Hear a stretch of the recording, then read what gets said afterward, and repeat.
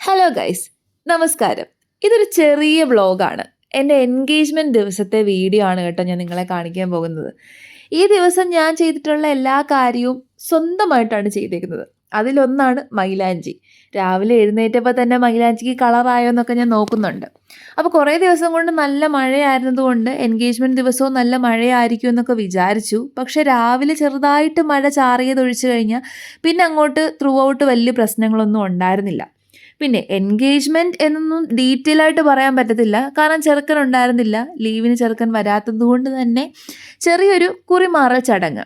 അങ്ങോട്ടും ഇങ്ങോട്ടും അച്ഛനും അമ്മയും കുറിമാറി ഇന്ന ദിവസമാണ് വിവാഹം എന്ന് പറയുന്നതോട് കൂടിയിട്ട് ചടങ്ങ് അവസാനിക്കും. അതിനുശേഷം പിന്നെ എല്ലാവരും നല്ലപോലെ ഫുഡൊക്കെ കഴിച്ച് പിരിയും. അത്രയേ ഉണ്ടായിരുന്നുള്ളൂ. അപ്പോൾ ചെറുക്കൻ ഇല്ലാത്തത് കൊണ്ട് എനിക്ക് ചെറിയൊരു വിഷമം ഉണ്ടായിരുന്നു, കാരണം ഞാൻ മാത്രം ഒരുങ്ങി എല്ലാവരുടെയും മുമ്പിൽ ഇങ്ങനെ നിൽക്കണമല്ലോ. അപ്പോൾ അന്ന് ആദ്യമായിട്ട് ഞാൻ ഭയങ്കരമായിട്ട് ഒരുങ്ങുന്ന ദിവസമാണ്. ഞാൻ മേക്കപ്പ് ആർട്ടിസ്റ്റിനെ ഒന്നും വെച്ചില്ല, എന്തിനാ വെറുതെ പൈസ കളയുന്നതെന്ന് ആലോചിച്ച്. മാത്രമല്ല ഞാൻ കുറച്ച് എച്ചിയാണ് എന്ന് വേണമെങ്കിൽ പറയാം. അതുകൊണ്ട് വിവാഹത്തിന് മാത്രമേ മേക്കപ്പ് ആർട്ടിസ്റ്റിനെ വെച്ചുള്ളൂ. അപ്പോൾ അന്ന് ഞാൻ തന്നെ ഒരുങ്ങാമെന്നൊക്കെ പറഞ്ഞ് കടയിൽ പോയി വളരെ വിദഗ്ധമായിട്ടുള്ള മേക്കപ്പ് സാധനങ്ങളൊക്കെ വാങ്ങിച്ചിരുന്നു. ചിലതൊന്നും ശരിയൊന്നും ആയിട്ടൊന്നും ഉണ്ടായിരുന്നില്ല, കുളമാകുമെന്നാണ് വിചാരിച്ചത്. പക്ഷേ അത്യാവശ്യം നല്ല രീതിയിൽ മേക്കപ്പ് ചെയ്യാൻ എനിക്ക് സാധിച്ചു. അതെനിക്ക് വലിയൊരു സന്തോഷമായിരുന്നു. കാരണം ഞാൻ ആദ്യമായിട്ടാണ് ലിപ്സ്റ്റിക്ക് വാങ്ങിക്കുന്നത്. എനിക്ക് കറക്റ്റ് ഷെയ്ഡ് ലിപ്സ്റ്റിക്കൊക്കെ കിട്ടി. അതിനെൻ്റെ ഫ്രണ്ട്സ് കുറേ സഹായിച്ചു. അങ്ങനെ അത്യാവശ്യം നന്നായിട്ട് മേക്കപ്പൊക്കെ ചെയ്ത് സെറ്റായിട്ട് ഒരുങ്ങാൻ എനിക്ക് സാധിച്ചു.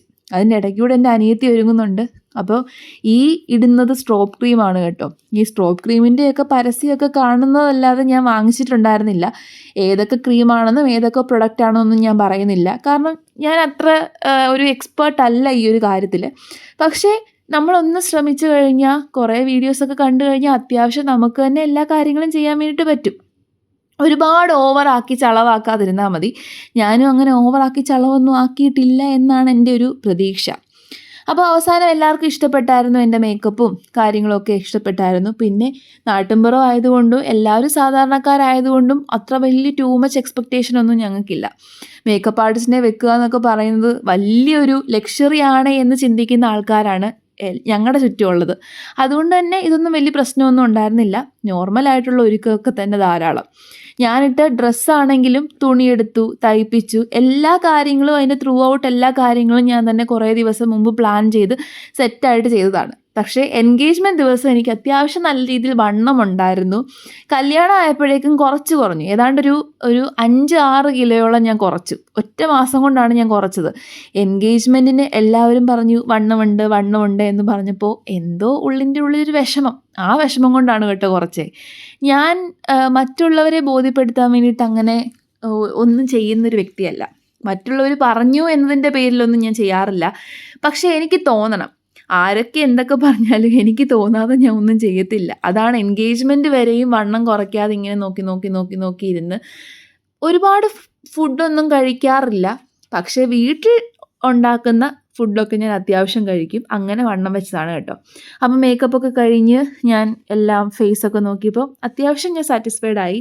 പിന്നെ ഞാൻ ഈ ഇട്ടേക്കുന്ന ജ്വല്ലറി ഒക്കെ തന്നെ കോഴഞ്ചേരി ഉർവശിന്ന് വാങ്ങിച്ചതാണ്. അവിടെ ഒരുപാട് പ്രൈസി ആണോ എന്ന് ചോദിച്ചു കഴിഞ്ഞാൽ ഒരുപാട് പ്രൈസൊന്നും ഉള്ളതായിട്ട് എനിക്ക് തോന്നിയില്ല. പക്ഷേ അത്യാവശ്യം നമുക്ക് വേണ്ടിയിട്ടുള്ള സാധനങ്ങളൊക്കെ അവിടെ നിന്ന് നമുക്ക് വാങ്ങിക്കാൻ വേണ്ടിയിട്ട് പറ്റും. ഞാൻ അവിടെ പോയാണ് വാങ്ങിച്ചത്. ഞാനും എൻ്റെ അനിയത്തിയും കൂടെ കടകളെല്ലാം ഒരുപാട് കയറി ഇറങ്ങി. കുറേ കടകളിൽ നിന്നൊക്കെ ഒന്നും വാങ്ങിക്കാതെ വെളിയിലിറങ്ങിയൊക്കെയാണ് ഞാൻ ഈ സാധനങ്ങളെല്ലാം പർച്ചേസ് ചെയ്തത്. അങ്ങനെ ജ്വല്ലറിയും മേക്കപ്പും ഒക്കെ കഴിഞ്ഞ് ഫുള്ളി സാറ്റിസ്ഫൈഡ് ആയിട്ട് ടാഗ് പോലും ഇളക്കിയിട്ടുണ്ടായിരുന്നില്ല. കാരണം എങ്ങാനും കൊള്ളത്തില്ലെങ്കിൽ തിരിച്ചു കൊണ്ട് കൊടുക്കണമല്ലോ എന്നുള്ള പ്രതീക്ഷയോടുകൂട്ടാട്ടോ എല്ലാം വാങ്ങിച്ചു വെച്ചേ. അങ്ങനെ എല്ലാം നല്ല ഭംഗിയായി ഒരു സാറ്റിസ്ഫാക്ഷൻ എനിക്ക് ഉണ്ടായിരുന്നു കേട്ടോ.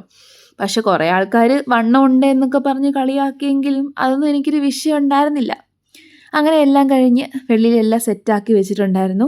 ഒരു വിളക്കൊക്കെ കത്തിച്ച് ഗണപതിയൊക്കെ വെച്ച് അത്രേ ഉണ്ടായിരുന്നുള്ളൂ. പിന്നെ ബന്ധുക്കളൊക്കെ വന്നു, കസിൻസൊക്കെ വന്നു. കുറേ നാളുകൾക്ക് ശേഷം എല്ലാവരും ഒത്തുകൂടിയതിൻ്റെ സന്തോഷം ഉണ്ടായിരുന്നു. ഒരുപാട് ആൾക്കാർ വന്നു കേട്ടോ. ഏകദേശം വിളിച്ച ആൾക്കാരെല്ലാവരും വന്നു. അതിനുശേഷം കരയോഗത്തിലുള്ളവർ അങ്ങോട്ടും ഇങ്ങോട്ടുമൊക്കെ കുറി വായിക്കുകയാണ്. കുറിയൊക്കെ വായിച്ചതിന് ശേഷം കല്യാണത്തിൻ്റെ ദിവസം ഇന്നാണ് എന്ന് വിളിച്ചവരെയൊക്കെ അറിയിക്കും.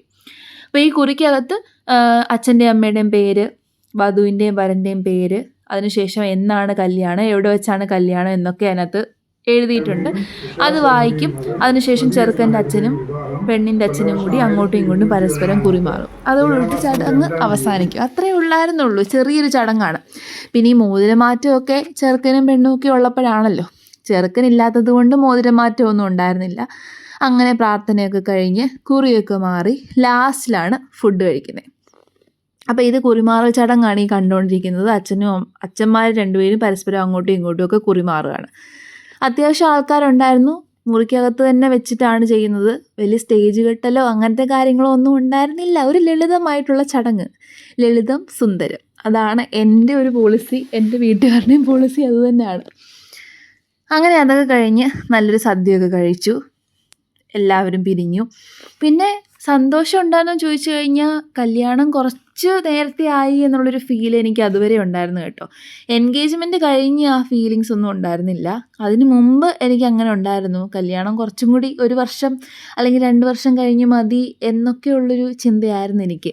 പക്ഷേ എൻഗേജ്മെൻറ്റ് കഴിഞ്ഞതോടുകൂടി ആ ചിന്തയൊക്കെ പോയി. പിന്നെ ഫുള്ള് കല്യാണത്തിൻ്റെ പ്രിപ്പറേഷനായിരുന്നു. കാരണം എൻ്റെ എൻഗേജ്മെൻറ്റ് കഴിഞ്ഞതിന് ശേഷം പിന്നെ എനിക്ക് നിലത്തിരിക്കാൻ സമയം ഉണ്ടായിരുന്നില്ല. എൻ്റെ 2 ബെസ്റ്റ് ഫ്രണ്ട്സിൻ്റെ കല്യാണം ഉണ്ടായിരുന്നു. അപ്പോൾ സദ്യയാണ് കഴിക്കുന്നത്. പായസം ഉണ്ടായിരുന്നു. പായസത്തിനകത്ത് പഴമൊക്കെ ഞെവിടി സദ്യയൊക്കെ കഴിച്ച് എൻ്റെ ബെസ്റ്റ് ഫ്രണ്ടാണ്. അവൾ കുറച്ച് താമസിച്ചിട്ടാണ് വന്നത്. അവളും അവളുടെ ഉമ്മയും കൂടെ വന്നു. അങ്ങനെ എല്ലാവരും സദ്യയൊക്കെ കഴിച്ചു. സദ്യ അത്യാവശ്യം കൊള്ളായിരുന്നു. ഞങ്ങളുടെ ആ ഏരിയയിലുള്ള ആൾക്കാരൊക്കെ തന്നെയാണ് എല്ലാവരും സദ്യയൊക്കെ കഴിച്ച് എല്ലാവരും പിരിഞ്ഞു. ലാസ്റ്റ് പിന്നെ ബന്ധുക്കൾ മാത്രമായി, കസിൻസ് മാത്രമായി. കസിൻസ് എല്ലാവരും കൂടി ഒത്തുകൂടിയത് ഈ ഒരു ചടങ്ങിനാണെന്ന് വേണമെങ്കിൽ പറയാം. കുറേ നാളുകളായിട്ട് ആരെയും കാണുന്നുണ്ടായിരുന്നില്ല. ആരുമായിട്ടും കോണ്ടാക്റ്റ് ഒന്നും ഉണ്ടായിരുന്നില്ല. പക്ഷേ കോണ്ടാക്റ്റ് ഇല്ലാത്തവരെല്ലാവരും വന്നു. സന്തോഷമായി. എല്ലാവരുടെയും കല്യാണത്തിൻ്റെ ആ ഒരു ഫേസിലൂടെയാണല്ലോ കടന്നു പോകുന്നത്.